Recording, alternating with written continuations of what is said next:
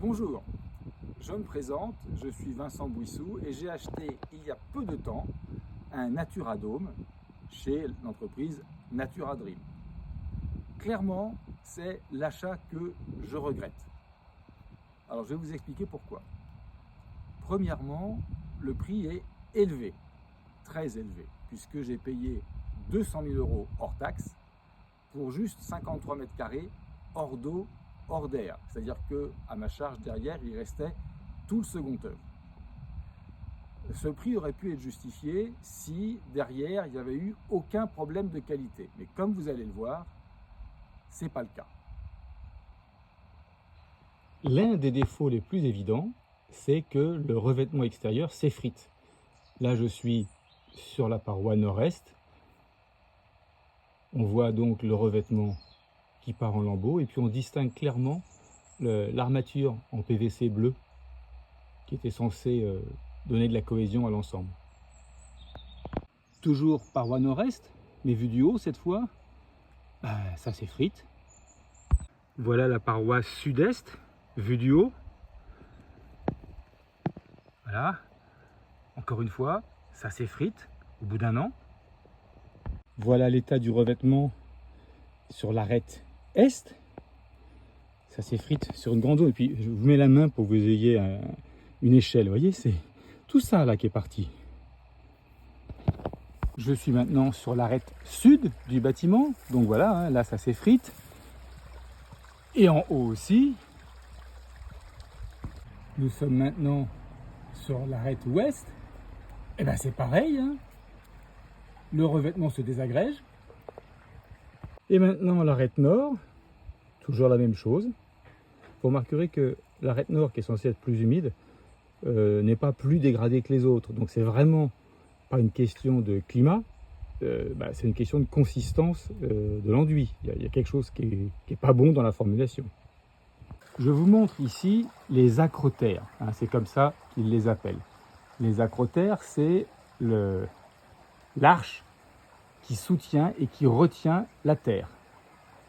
Eh bien, ils n'ont pas pensé à mettre un rebord sur cette arche. Moralité, vous avez absolument partout des coulures de terre qui sont laides, faut dire ce qui est. C'est un peu ballot, parce que ça n'aurait pas coûté très cher de mettre un petit rebord. Voilà encore un exemple de coulure. Franchement, c'est dommage. À ce prix-là, on aurait peut-être pu me rajouter, 1 à 2 cm pour faire un rebord. Au passage, pendant que j'y suis, vous remarquerez que le bardage bois, il n'est pas jointif avec la structure. C'est dommage. Je veux dire, on peut faire quelque chose à 2 cm près, je vous le promets. Même moi qui ne suis pas bricoleur, je sais faire. Le revêtement intérieur laisse aussi à désirer, regardez. Voilà, ça c'est le revêtement intérieur, et il s'effrite. On voit très distinctement l'isolant thermique en dessous. C'est pas beau. On pourrait imaginer que c'est un cas isolé, mais pas du tout. Des endroits comme ça, j'en ai plusieurs à l'intérieur. En voilà encore un autre. Il y a également des problèmes de qualité du matériel. Vous voyez, en haut de cette fenêtre, il y a un volet roulant. La première année, je l'ai réparé 4 fois. Bon, il marche toujours pas. J'ai mis un rideau, c'est plus simple. Ça ne se répare pas, ça. Pas normal que le matériel ne fonctionne pas et tombe en panne de manière récurrente. Il y a également un point qui est très très gênant. On m'a vendu cette construction en m'expliquant qu'elle était quasiment neutre d'un point de vue thermique. C'est-à-dire qu'on n'avait quasiment pas besoin de la chauffer l'hiver et quasiment pas besoin de la refroidir l'été. Bon, ça c'est la promesse.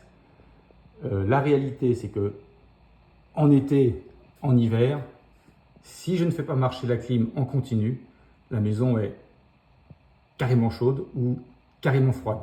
C'est-à-dire que l'hiver, par exemple, quand la température extérieure la nuit descend à 0, si je ne mets pas la clim réversible, la température ne dépasse pas les 14 à l'intérieur.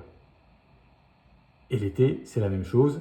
Si je ne mets pas la clim, la température monte allègrement vers un petit 28. Bon, c'est pas dramatique, hein, mais c'est juste que la maison ne tient pas ses promesses. Autre point très gênant, j'avais demandé à Natura Dream, en plus de la construction de la maison, de me faire un lagon, petite piscine pour se rafraîchir, et un bain nordique, c'est-à-dire un bain qui est censé être à 37 degrés. Bon.